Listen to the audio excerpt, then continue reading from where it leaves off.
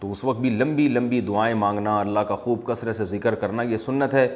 مشاہدہ ہے کہ کچھ لوگ تو اس کا اہتمام کرتے ہیں, لیکن بہت سے لوگ یہاں بھی سستی کا مظاہرہ کرتے ہیں, لمبی دعائیں نہیں مانگتے.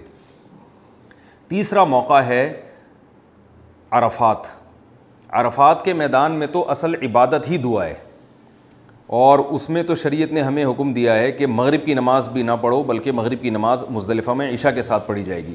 تو عرفات کے میدان میں بھی بہت لمبی دعائیں اور اپنے آپ کو ذلیل کر کے دعا مانگنا, یہ سنت عمل ہے. یہ ایسا موقع ہے دعا کا جو آپ کو کہیں اور نہیں ملے گا.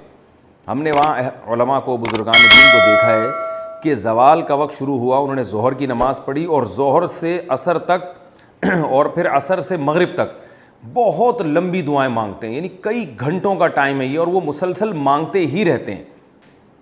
اور ہم نے یہ بھی علماء کو وہاں دیکھا کہ وہ اپنے پگڑی اور ٹوپی اتار کے مٹی میں ناک رگڑتے ہیں, اور یہ سنت عمل ہے کہ دھوپ میں مٹی میں ناک رگڑ کے وہاں اللہ سے خوب دعائیں مانگی جائیں.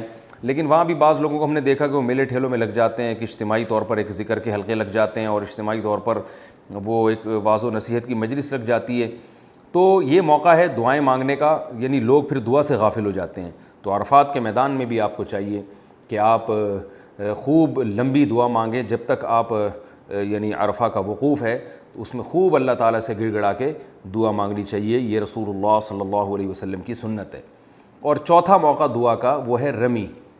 جب ابراہیم علیہ السلام نے شیطان کو کنکریاں ماریں تو شیطان بہکانے کے لیے آیا, تو ہمیں وہاں پر ایک نشانی قائم کر دی گئی ہے ہمارے لیے, ایک پتھر بنا دیا گیا ہے تاکہ ہمیں پتہ چلے کہ یہاں ابراہیم علیہ السلام نے شیطان کو کنکری ماری تھی.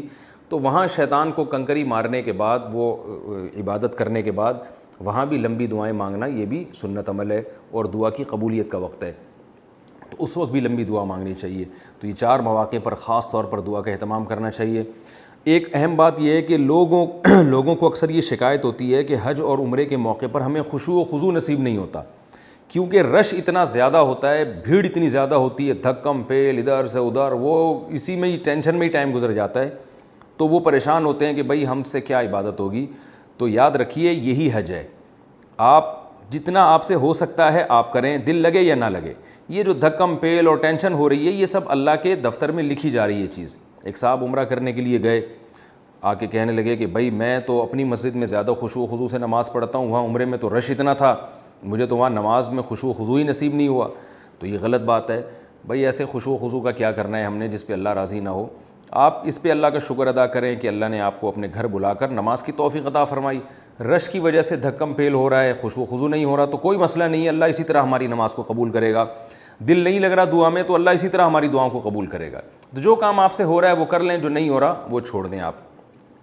اور برداشت حج میں ہمیں سیکھنی ہے, یہ بھی حج کا بہت اہم حکم ہے. قرآن مجید میں اللہ تعالیٰ کا ارشاد ہے فلا رفث ولا فسوق ولا جدال فی الحج, کہ حج میں بے حیائی کی بات نہیں کرنی ہے, اور فسق و فجور کی بات نہیں, اور جدال کی بات نہیں کرنی, گالی گلوچ اور یہ سب چیزیں حج میں نہیں ہیں. تو اس میں جھگڑا نہیں ہونا چاہیے, برداشت کرنا ہے. برداشت ہم نے دیکھا ہے کہ عرفات کے میدان میں اور مزدلفہ میں جب لوگ آ رہے ہوتے ہیں تو بہت ٹینشن ہوتی ہے, بہت تھکاوٹ ہوتی ہے, تو چڑچڑاپن آ جاتا ہے طبیعت میں, انسان کا دل چاہتا ہے بات بات پہ لڑنے کا. تو ایسے موقع پہ صبر سے کام لینا ہے تاکہ حج ضائع نہ ہو. اور حج مبرور کی علامت کیا ہے کہ انسان سے گناہ چھوٹ جائیں. جانے سے پہلے آپ کی جو کنڈیشن تھی, گھر آنے سے پہلے آپ مکمل چینج ہو چکے ہوں. اگر مکمل چینج ہو چکے ہوں گے تو یہ اس کی علامت ہوگی کہ اللہ تعالیٰ نے آپ کا حج مکمل قبول کر لیا ہے, ورنہ جتنی چینجنگ ہوئی ہے اتنا قبول کیا اللہ تعالیٰ نے.